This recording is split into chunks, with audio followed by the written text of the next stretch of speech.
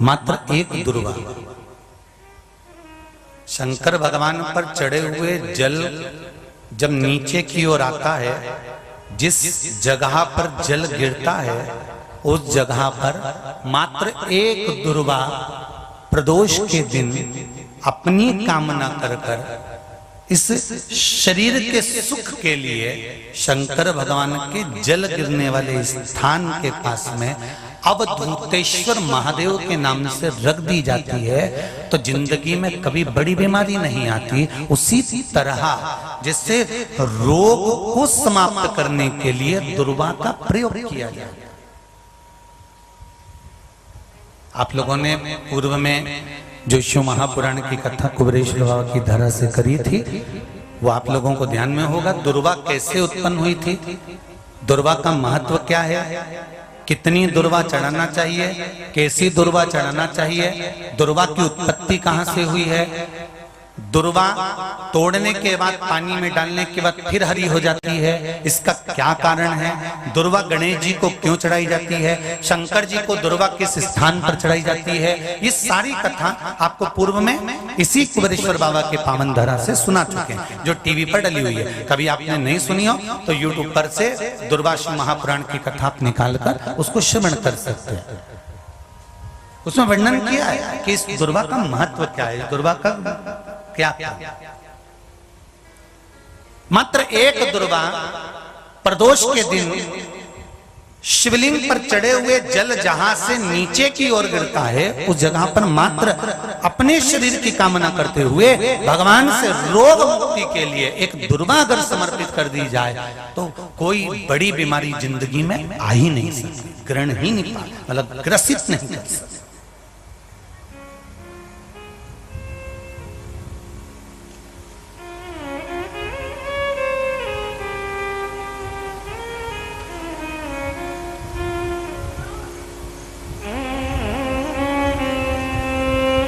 एक और अच्छी बात है, बहुत ध्यान लगाकर सुनिएगा जरा। जितने आस्था चैनल पर सुन रहे हो, यूट्यूब पर सुन रहे हो, फेसबुक पर सुन रहे हो या इस पंडाल में श्रवण कर रहे हो, बहुत सावधानी से ध्यान दीजिएगा। कभी श्रावण महीने में अगर आप शंकर जी के मंदिर में जाएं और शिव मंदिर किसी वृक्ष के नीचे हो, बट वृक्ष के नीचे हो, चाहे पीपल के वृक्ष के नीचे हो, चाहे वो आंवले के वृक्ष के नीचे हो, चाहे वो बेलपत्री के वृक्ष के नीचे हो, चाहे वो शमी के वृक्ष के नीचे हो, चाहे जिस वृक्ष, कोई भी वृक्ष के नीचे अगर कोई शिवालय है, शंकर जी का कोई मंदिर या शंकर जी का कोई शिवलिंग रखा हुआ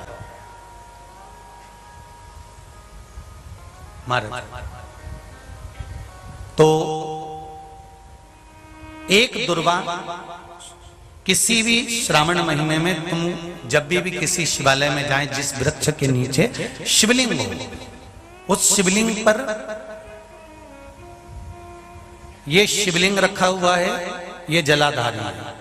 जलाधारी पर जहां शिवलिंग रखा हुआ है वहां कटी भाग है, कटी भाग माता पार्वती जी का हस्तकमल, उसके ऊपर रखा हुआ है शिवलिंग, सामने अशोक सुंदरी और भगवान शंकर के दोनों पुत्र गणेश कार्तिकेय, ऊपर से जल गिरता है जया विषहारा शामलीवारी दौतली देव, ये भगवान शंकर की 5 बेटियां। तो जो कटी भाग है, इस कटी भाग पर अगर मात्र एक दुर्वा समर्पित कर कर, जिसकी किडनी या लीवर डैमेज हो रहा हो, काम नहीं कर रहा हो, या किडनी लीवर में कोई तकलीफ हो रही हो, या डायलिसिस चल रहा हो, तो मात्र एक दुर्वा उस कटी भाग पर श्रावण महीने में समर्पित कर कर, उस दुर्वा के 7 टुकड़े कर कर 7 दिन प्रतिदिन सुबह के समय पर उसको चबाकर खा लेने पर या निगल जाने पर धीरे धीरे धीरे धीरे डायलिसिस बंद होने लगता है और किडनी लीवर अपना काम करना प्रारंभ कर देते हैं। दुर्वा कोई साधारण नहीं है, विष्णु पुराण में, पद्म पुराण में, अग्नि पुराण में, नर्मदा पुराण में, शिव महापुराण के अंतर्गत दुर्वा की महत्वता है। कभी आप लोग कथा को उठाकर देखिएगा, गणेश पुराण को उठाकर देखिएगा तो उसमें वर्णन मिलेगा कि दुर्वा कहां से उत्पन्न हुई। जब अमृत का कलश उत्पन्न आया, अमृत के कलश की कुछ बूंदें जब भूमि पर गिरी, उस भूमि पर गिरने पर कुछ सांप बिच्छुओं ने ग्रहण कर ली। दुर्वा का थोड़ा सा भाग, अमृत का कलश का भाग गिरने से वो दुर्वा में घास के रूप में तब्दील हो गई, बदल गई। और घास के रूप में बदलने पर उस दुर्वा का ऐसा क्रम होता है कि दुर्वा को अगर तोड़कर रख लिया जाए और तोड़कर रखने के बाद दुर्वा कितनी भी सूख जाए, सूखने के बाद उस दुर्वा को ले जाकर आप वापिस पानी में डाल दो या जमीन में वापिस लगा दीजिए और उसके बाद पानी डाल दीजिए, फिर वापिस वो दुर्वा उत्पन्न होने लगती है। आजकल तो नई नई दुर्वा आने लगी महाराज कि कहीं से उखाड़ कर लाते हैं, कहीं लाके लगा देते हैं तो भी दुर्वा उत्पन्न हो जाती है। बड़ी बड़ी सिटियों में कहां दुर्वा उत्पन्न, तो लोग कहीं से बाजार से खरीद के लाते हैं और उसको लाकर लगा देते हैं। दुर्वा का क्रम है वो अमृत तत्व की तरह होती है, इसलिए संसार के कई रोगों को समाप्त कर देती है। मान लो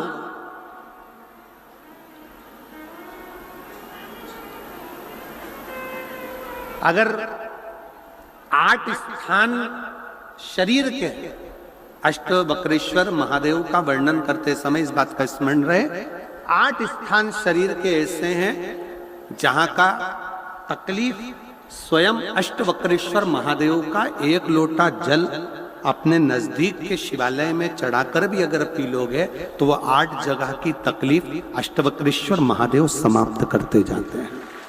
8 स्थान, पहला नेत्र, ये भुकुटी के बीच का स्थान, भुकुटी के मध्य का स्थान। मान लो ये भुकुटियां दर्द करती हैं या मध्य में दर्द होता है, उसके लिए अष्टवक्रेश्वर महादेव का जल, मतलब अपने घर के पास जो भी शिवलिंग है वहां 1 लोटा जल अष्टवक्रेश्वर के महादेव के नाम से चढ़ाकर उसका पान, भुकुटी। दूसरा कंधा, पीठ। कई लोग ऐसे हैं जो रात्रि को अच्छे से सोते हैं और सवेरे उठते हैं तो उनका ये दोनों हाथ के बीच का जो भाग होता है वो दर्द करता ही है। उस समय पर अष्टवक्रेश्वर महादेव का स्मरण, अष्टवक्रेश्वर महादेव का जल, उसका पान। तीसरा, रीढ़ की हड्डी का डॉक्टर बोल दिया कि ये गुरिया खसक गया है, 1 नंबर 2 नंबर 3 नंबर का यदि कोई क्रम खसक गया है तो उस स्थान के लिए भी अष्टवक्रेश्वर। आप ऑपरेशन बाद में कराना, डॉक्टर बोल दिया है आप ऑपरेशन कराओ, मना नहीं है, पर एक बार अष्टवक्रेश्वर महादेव के नाम से दुर्वा बेलपत्र चढ़ाकर, जल चढ़ाकर, सुबह में दुर्वा का सेवन, प्रदोष काल में बेलपत्र का सेवन और रात्रि को सोने से पहले जो जल अष्टवक्रेश्वर का चढ़ाया हुआ है उसका पान करिए। आपकी रीढ़ की हड्डी का कैसा भी क्रम होगा वो ठीक होना प्रारंभ हो जाएगा। अष्टवक्रेश्वर,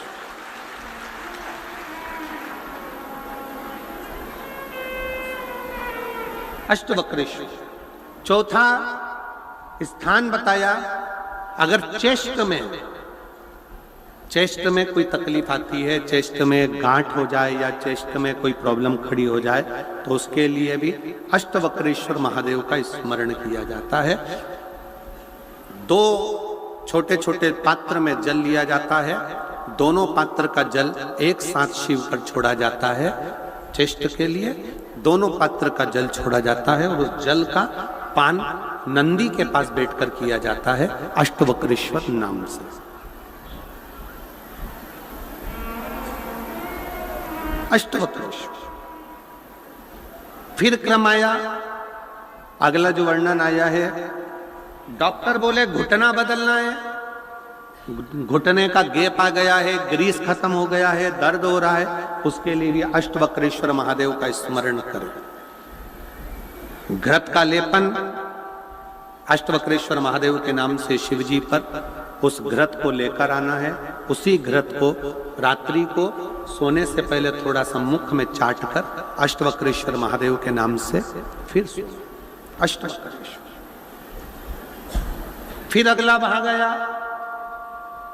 अष्टवक्रेश्वर के अंतर्गत, यदि इस गले से जुड़ा हुआ कोई रोग उत्पन्न होता है तो भी अष्टवक्रेश्वर का ही स्मरण किया जाता, जल का पान अष्टवक्रेश्वर।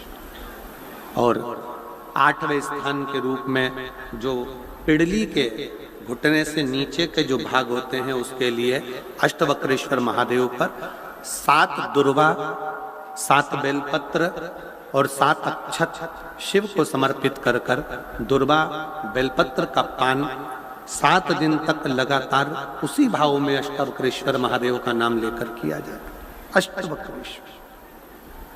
कभी अगर मौका लगे, शिव की करुणा हो जाए, शंकर की दया हो जाए, आप लोग कभी बद्री विशाल जाएं दर्शन करने के लिए, ऋषिकेश हरिद्वार तक जाएं, तो श्रीनगर गढ़वाल से सुंदर कोहला गांव से 10 किलोमीटर की दूरी पर 8 किलोमीटर दूर तक गाड़ी जाती है, 2 किलोमीटर दूर तक पैदल चलकर आप जहां पर बैठकर स्वयं अष्टावक्र जी ने भगवान शंकर के शिवलिंग की स्थापना कर आराधना करी, ऐसे पवित्र स्थान का दर्शन कर अपने जीवन को धन्य बना सकते हो। बोल अष्टावक्रेश्वर महादेव की। 3 महादेव के नाम का स्मरण अच्छे से रखिएगा। पहला कुंदकेश्वर, बड़े से बड़ा रोग हो जाए, दवाइयां डॉक्टर जो दे उसको खाओ, पर साथ में कुंदकेश्वर महादेव का नाम लीजिए, जांच भी कराइए, दवाई भी कराइए। दूसरे नंबर का श्रंभेश्वर महादेव। श्रंभेश्वर महादेव भगवान नरसिंह को जब क्रोध आया था, भगवान विष्णु ने नरसिंह अवतार लिया था, और नरसिंह भगवान को जब क्रोध आया था, शिव जी ने सरम्भ पक्षी का रूप धरकर नरसिंह भगवान को अपने पंजे में उठाकर अलकनंदा नदी में ले जाकर डाला था। इसलिए आज भी जब हम बद्रीनाथ जाते हैं, राइट में पुल पे से जाते समय जो ताप्ती कुंड है जिसमें से पानी गर्म निकलता है, उसके ठीक नीचे एक शिला का दर्शन करते हैं। वो शिला नरसिंह शिला कहलाती है और श्रंभेश्वर महादेव का स्मरण किया जाता है। श्रंभेश्वर महादेव क्रोध की संयमितता रखता, चिड़चिड़ेपन को समाप्त करता है श्रंभेश्वर महादेव। और तीसरे नंबर पर है, जम के बोलो, अष्टवक्रेश्वर महादेव। अष्टवक्रेश्वर शिव जी के इन 3 स्वरूपों का वर्णन बड़ा सुंदर। मन और मकान, इन दोनों की सफाई, इन दोनों को साफ करना बहुत जरूरी है।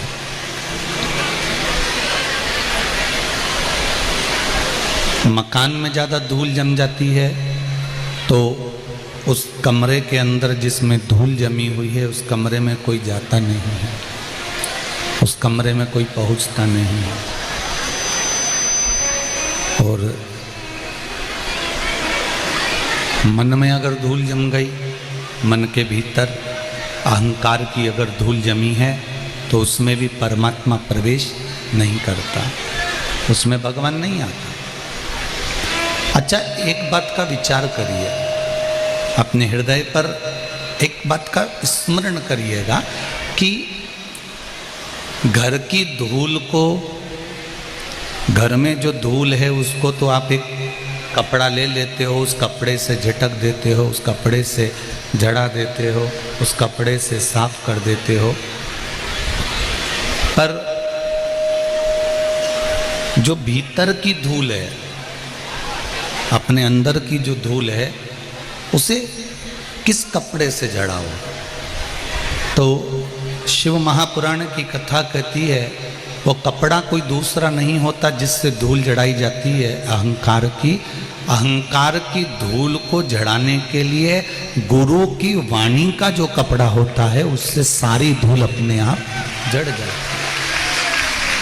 गुरु की वाणी की जो धूल है, गुरु की वाणी का जो कपड़ा है, उससे अहंकार, काम, लोभ, वासना, तृष्णा, आसक्ति, ये सारी धूलें धीरे धीरे धीरे धीरे समाप्त हो जाती है।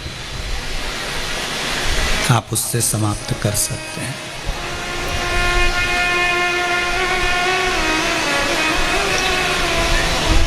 थोड़ा मकान में लगी हुई धूल को झटकना जरूरी है, उसी तरह भीतर उठने वाले अहंकार को, अभिमान को, अहम को शिव महापुराण के माध्यम से झटकना जरूरी है। किसी गुरु की शरणागति, परमात्मा के दरवाजे की शरणागति, भगवान के चौखट की शरणागति, भगवान की भक्ति की शरणागति,